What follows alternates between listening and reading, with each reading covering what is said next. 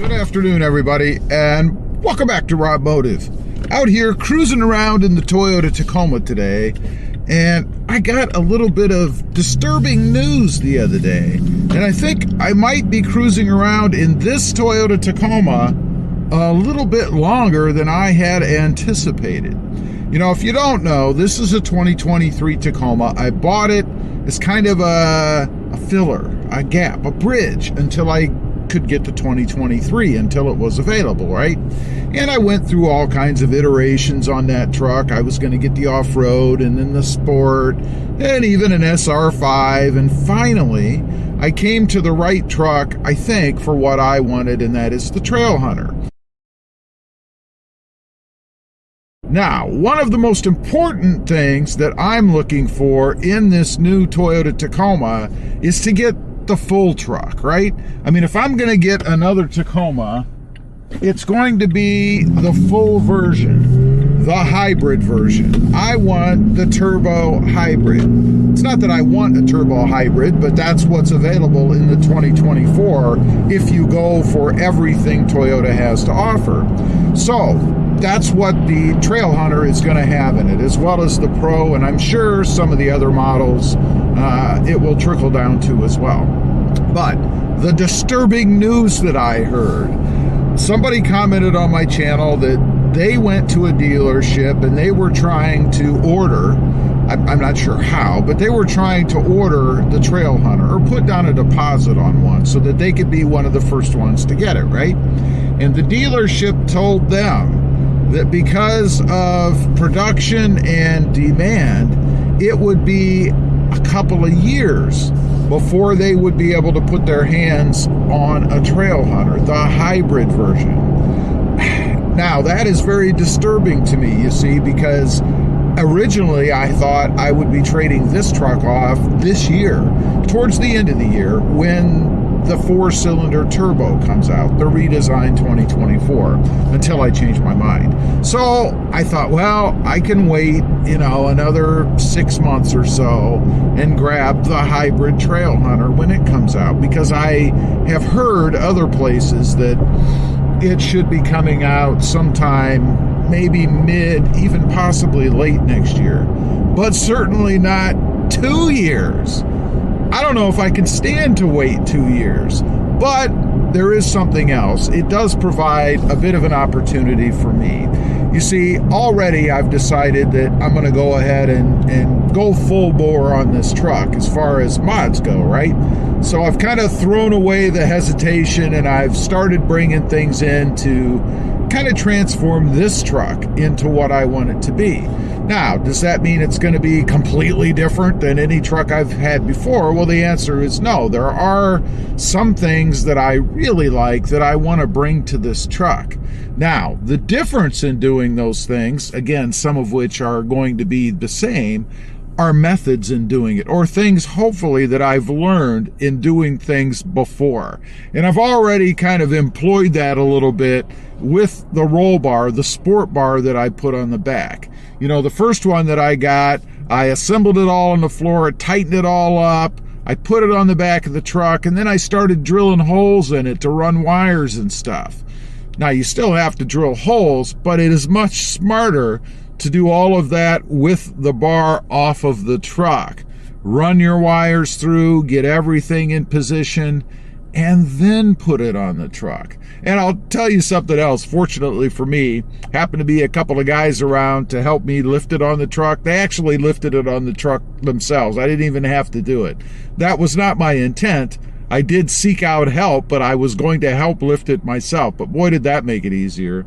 It's not really such a heavy thing, but it is bulky and a bit cumbersome.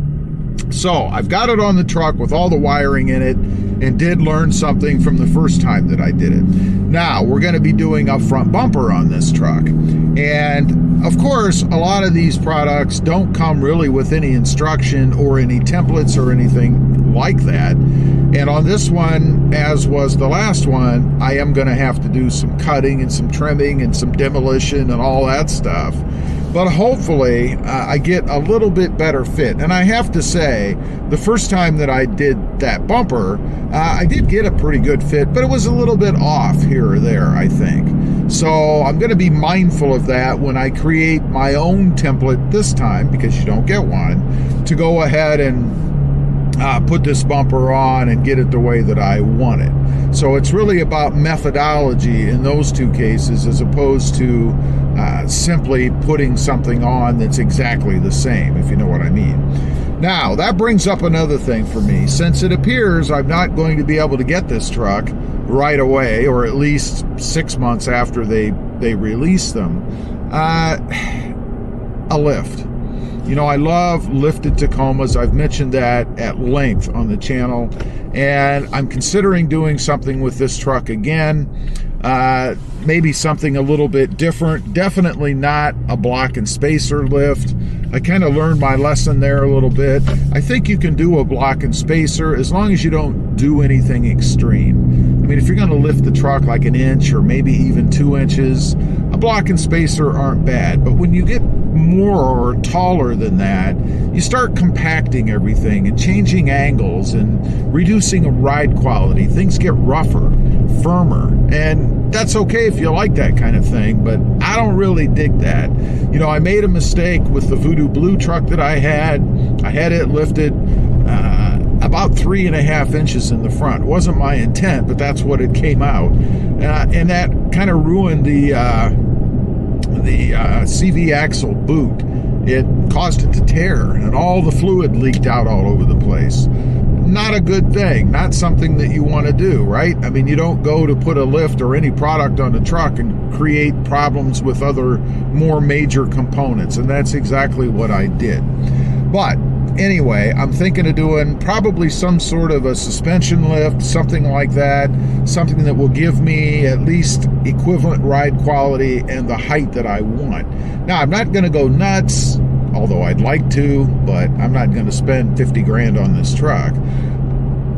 Probably somewhere in the 2.5 to 3 inch range. I don't want to go above 3 inches because I don't want to have to get into CV axle replacements or diff drops and all that kind of stuff. And somebody did ask me recently, if they did like a 3-inch lift, would they have to lower parts underneath the truck, you know, axles and all kinds of stuff? And the answer is, it depends.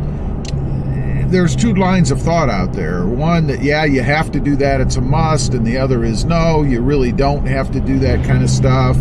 I didn't do it on anything that I've had that was 2 3/4 to 3 inches, but obviously over 3 inches, I should have done something with the CV axles. So anyway, it's rather disturbing to me that I'm gonna have to wait. You know, I'm a pretty impatient person anyway, so having to wait for this next truck is gonna kind of be a drag, but it does give me the opportunity to play with this one, kind of get it the way that I want it, maybe set it up a little bit differently than I had with other Tacomas in the past. Leave a comment, let me know. Are you waiting for the hybrid version of the new Toyota Tacoma, or are you just going to go ahead and either do nothing or get the